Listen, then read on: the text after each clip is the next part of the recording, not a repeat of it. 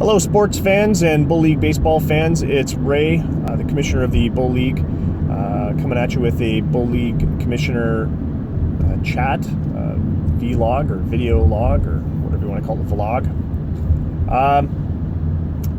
Thought I would just give a short video, a little bit of a sort of a segue into the All-Star break. Instead of doing up a podcast. Podcasts, I like doing the podcasts, but they require a lot of time, and sometimes I've just got a few minutes available, and certainly while I'm stuck in traffic driving to work, I do have a few minutes right now. So it's a little bit easier to do this. Of course, I have the disadvantage of not having the laptop open and all the stats available. So I'm going off the top of my head with some of the information that I'm going to be throwing at you. So I'll try to cover that up by not going into too many details. I'll keep it vague. Anyway, welcome again. It is July 3rd today. The sim is now on, I want to say, July 12th, but I could be wrong on that. The last sim was Sunday night. We had an interesting turn of events for Ohio. Ohio's now back in the wildcard running, but they just lost their, I believe he's a third baseman, Electricity. Gets player of the week, and then a game later he's injured, he's out for the season. So a little bit of a letdown for the Ohio Oxen. I know Dylan will be disappointed at that. What else happened? I think Nevada's still on top of their division in terms of wins, and I believe they're on top in terms of ELO. Now, I want to talk about ELO for a moment. It was something that I was never aware of, and I've never heard of this ELO thing until we switched to, or we added Stats Plus to our repertoire of in-depth analytical tools for our GMs. And it's interesting. I like the ELO. I don't know how it calculates exactly. I know that every team starts off the season at 1,500, or at least they did this season. I'm not sure if that carries over season to season or not, but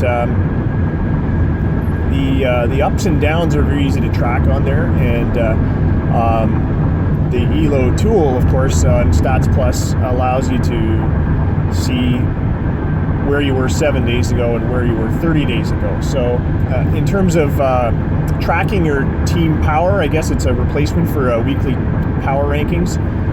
It seems to be a pretty good tool. That said, it doesn't jibe with the weekly power rankings that you'll see in game. I don't know how those power rankings are calculated. The numerical system, the value system, is a lot different. But I believe the Nevada Speeders have been dominating, if not on top, then in one of the top 2 or 3 spots for much of the season, and good for them. Scott Dumler's really snuck one by us in some respect. I wasn't expecting a whole lot out of the Speeders this season, and they I believe they did some off-season moves, and I couldn't tell you off the top of my head who they picked up in free agency or what other moves they did. I know they grabbed one of those international free agents. I want to say Chichoji Yamada might be the big name that they picked up. There was a collection of these 4.5 and 5-star international FAs that came up between November and May, and some teams had the budget to sign them. The Nomads didn't. What can I say? We've been dealing with budget problems for a while now, and but Nevada picked one up, and now, of course, with their big blockbuster trade for Jim Leahy, and I think they've sorted out some of their pitching issues. They really look like the dominant team in the American Eagle League out of the West. That is the more successful of the divisions in the American Eagle League. The East has, I want to say 5 Bull Cups. Maybe it's 4. 5 Bull Cups, including one of the wild card wins, and I think the East has fewer, one fewer, I think, not much, but anyway, one fewer. So the Nevada Speeders looking good. St. Pete's Admirals looking dominant again. I'm not really surprised there. They really buckled down and picked up some big names. Brandon's been paying attention and looking at the strengths and weaknesses of his team, and I think he's sewed up a lot of the weaknesses and amplified some of the strengths. AEL probably will be the dominant league for the next few seasons. They're outscoring the Lake League. They've got more home runs than the Lake League. They're really on fire. And although the Lake League seems to have better pitching on the surface, I wonder, it's one of those classic, does good hitting beat good pitching? And when we get to the Bull Cup in October, we're going to find out just how much better good pitching is over good hitting. And I think with the concentration of good pitchers in the Lake League, it'll be an interesting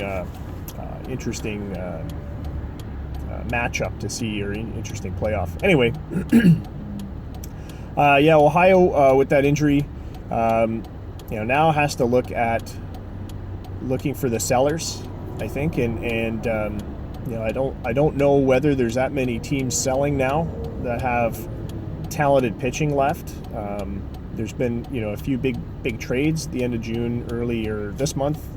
So I think I don't want to say the ship has sailed, but in terms of picking up talented pitching, but it's going to be a tough find for teams like Ohio. I think Montreal probably could use some more offense. That said, they've got Orlando Garza and a couple other fairly big bats, but they've really concentrated on their pitching. Judson Martell, being their big guy, seems to be staying healthy so far. Knock on wood for Danny there.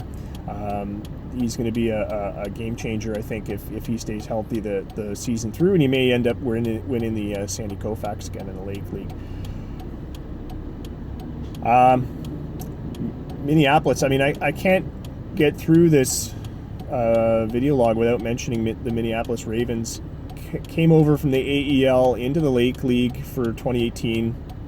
It's their first time ever playing in the Lake League. The team history dates back to 1989 when they were the Richmond Ravens. They've flipped back and forth between the East and West over in the American Eagle League a few times, but now in the Lake League, and they just seem to be dismantling all the other teams. All comers, and they're just taking them apart. And they were one of these teams that picked up one of those 5-star international free agents. I want to say Evandro Sirigo has just been blowing people away. And I think the Ravens, captained by Ricky Rodriguez, and with the incredible talent they've got through their position players through the lineup, are going to be probably the one Lake League team that can put up serious opposition to the American Eagle League. And the irony is, of course, that they're a former American Eagle League team. So it'll be interesting to see what happens. But anyway, I want to wrap this up with a bit of a reminder. We're going to have a Twitch stream next week. We're planning to have a Twitch stream next week, Tuesday, next week, the 9th, July 9th, and it'll be the Twitch stream of the All-Star game. That'll feature the new stadium that I designed, the Inferno Park, home stadium of the Calgary Inferno, and I think it'll be slick. It'll look good on the screen. So join us for the Twitch stream. Aiming for 9:30 start for the game, but we'll probably start the stream around 9, time permitting and outside influences permitting. So next Tuesday, join us for the Twitch stream.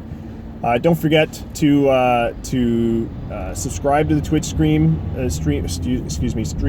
and have a look at our Patreon campaign. Danny DeRoche generously signed up and subscribed for as our first patron. We're thankful for the patronage, and so we're going to mention him every chance we get, every podcast and every vlog. That's all we have time for. Thanks very much, and until next time, that's Bull Baseball.